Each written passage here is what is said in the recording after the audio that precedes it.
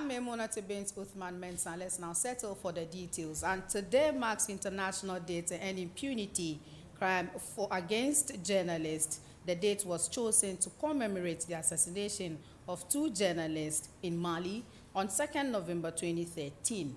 Equally, some journalists in Ghana have had to discharge their duties in fear and unfavorable conditions as well.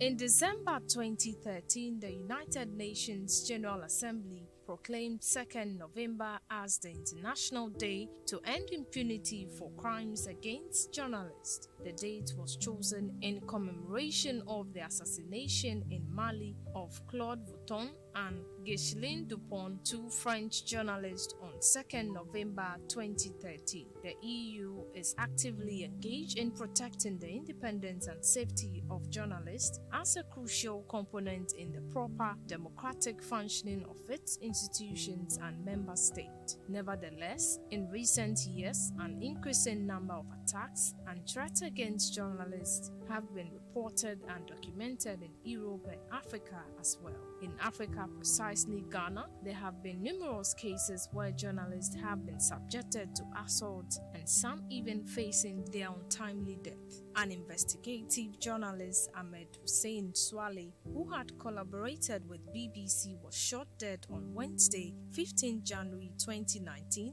near his family home in Accra, Ghana. According to the police, they believed he was assassinated because of the nature of his work. His undercover reporting had exposed trafficking, murderers, corrupt officials, and high court judges. He worked with Tiger Eye, a highly secretive team led by one of the most famous undercover journalists in Africa, Anas Arimeyao Anas.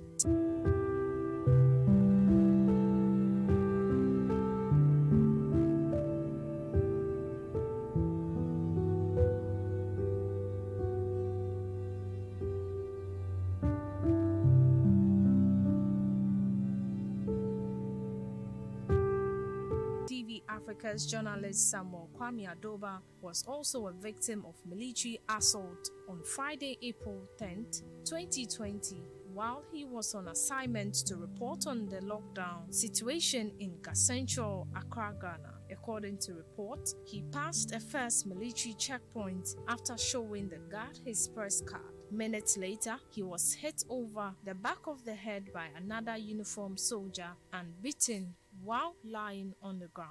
Despite protests from people nearby that he is a journalist, the soldier continued to assault him and purposefully smashed his mobile phone before driving away. Again on Wednesday, August 12, 2020, 2 reporters also working with Media Jonourlist subsidiary company TV3 were attacked by persons believed to be military men. The 2 reporters, Stanley Nee Blehu and Joseph Armstrong, narrating the incident, stated that one of the soldiers used his boot to hit the chest of Stanley, smashed his camera and took his phone. The incident happened while on their normal reporting duties at Tema Station in Accra, Ghana. CTFM's reporter Caleb Koda was also assaulted by 4 national security officers.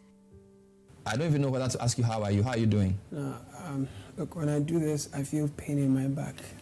My side hurts, and anytime I receive calls from people, the whole episode plays back in my mind. According to reports, he was harassed and arrested after he was seen filming the premises of the national security. The recent assault happened to Takrady-based Connect FM broadcaster Eric Nana Gentua, who was abused at a popular restaurant on Thursday, February 3, 2022. He was beaten by 5 police officers for taking pictures of some suspects in the company of the police officers. The suspects are believed to have killed a returnee from abroad 2 years ago in the Western region.